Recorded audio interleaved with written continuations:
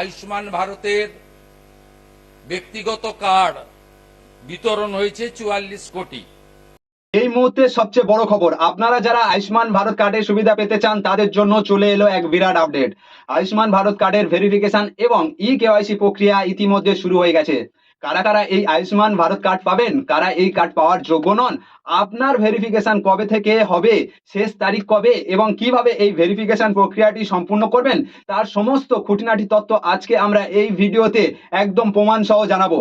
তবে মূল বিষয়ে যাওয়ার আগে আপনি এই মুহূর্তে পশ্চিমবঙ্গের কোন জেলা থেকে এই ভিডিওটি দেখছেন তা নিচে কমেন্ট সেকশনে কমেন্ট করে জানাতে একদম ভুলবেন না। আপনার জেলার নাম কমেন্ট করলে আপনার এলাকায় কোনো আপডেট আসলে আমরা সবার আগে ভিডিওর মাধ্যমে আপনাকে জানিয়ে দেব। বন্ধুরা, আপনারা এই মুহূর্তে আমার সাইড স্ক্রিনে দেখতে পাচ্ছেন স্বাস্থ্য ও পরিবার কল্যাণ দপ্তর থেকে এই অফিসিয়াল নোটিফিকেশন জারি করা হয়েছে। এই নোটিফিকেশনে পরিষ্কার বলা হচ্ছে উপভোক্তাদের বেনিফিশিয়ারি ভেরিফিকেশন এবং কেওয়াইসির প্রক্রিয়া কিন্তু বাধ্যতামূলক করা হচ্ছে। কিসের জন্য? ABPMJY অর্থাৎ আয়ুষ্মান ভারত প্রধানমন্ত্রী জন আরোগ্য যোজনার কার্ডের জন্য। সবচেয়ে গুরুত্বপূর্ণ বিষয় হলো সময়সীমা। এই ভেরিফিকেশন প্রক্রিয়ার কিন্তু অলরেডি শুরু হয়ে গেছে 9 জুন থেকে, আর এর লাস্ট ডেট বা শেষ তারিখ রাখা হয়েছে 25শে জুন। অর্থাৎ 25শে জুনের মধ্যে আপনাকে এই ভেরিফিকেশন এবং কেওয়াইসির কাজ সম্পূর্ণ করতে হবে। যদি আপনি নির্দিষ্ট সময়ের মধ্যে এই কাজটি না করেন তবে কিন্তু আপনি এই 5 লক্ষ টাকার ফ্রি চিকিৎসার সুবিধা থেকে বঞ্চিত হতে পারেন। এবারে আসি সবথেকে গুরুত্বপূর্ণ প্রশ্নে, কারা কারা এই ভেরিফিকেশনের আওতায় পড়েছেন বা কোন কোন রেশন কার্ড থাকলে আপনি আয়ুষ্মান ভারত কার্ডের সুবিধা পাবেন। NFSA অর্থাৎ জাতীয় খাদ্য সুরক্ষার আইনের অধীনে থাকা রেশন কার্ড হোল্ডারদের এই ভেরিফিকেশন করা হচ্ছে। আপনার কাছে যদি নিচের এই 3টি রেশন কার্ডের যে কোনো একটি থাকে তবে আপনি এই তালিকার অন্তর্ভুক্ত। AAY, SPHH, PHH কার্ড, আপনার যদি এই ডিজিটাল রেশন কার্ডগুলির মধ্যে যে কোনো একটা থেকে থাকে তাহলে নাম ভেরিফিকেশন করা হবে।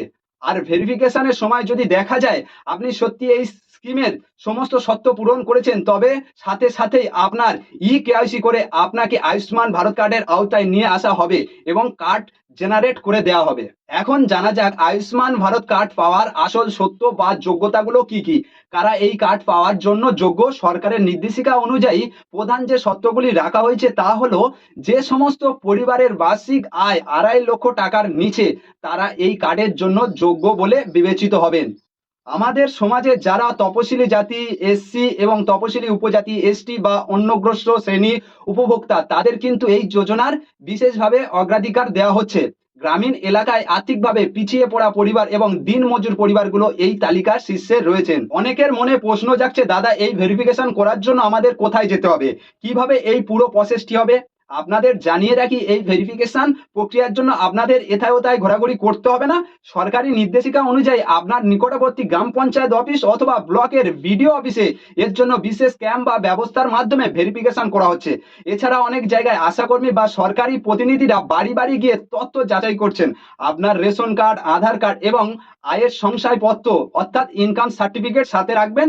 যদি আপনার সমস্ত ডকুমেন্টস ঠিক থাকে তবে অধিকারিকরা আপনার বায়োমেট্রিক বা OTPর মাধ্যমে কেওয়াইসি প্রক্রিয়াটি ওখানেই কমপ্লিট করে দেবেন। তাহলে বন্ধুরা আর একদম সময় নষ্ট করবেন না, 25শে জুনের মধ্যে আপনার গ্রাম পঞ্চায়েত বা বিডিও অফিসে যোগাযোগ করুন এবং আপনার আয়ুষ্মান ভারত কার্ডের ভেরিফিকেশনটি করিয়ে নিন। 5 লক্ষ টাকার এই ফ্রি স্বাস্থ্য বীমা কিন্তু বিপদের সময় আপনার বা আপনার পরিবারের অনেক বড় উপকারে আসতে পারে। ভিডিওটি যদি তথ্যপূর্ণ মনে হয় তবে অবশ্যই একটি লাইক করবেন এবং আপনার আত্মীয় স্বজন ও বন্ধু বান্ধবদের সাথে প্রচুর শেয়ার করবেন যাতে ওনারা শেষ তারিখ আগে নিজের ভেরিফিকেশন করিয়ে নিতে পারেন। আর এই ধরনের সমস্ত সরকারি প্রকল্পের আপডেট সবার আগে পেতে আমাদের চ্যানেলটিকে সাবস্ক্রাইব করবেন এবং ফেসবুক থেকে দেখলে ফেসবুক পেজটাকে ফলো করে নেবেন। সবাই ভালো থাকবেন, সুস্থ থাকবেন, ধন্যবাদ।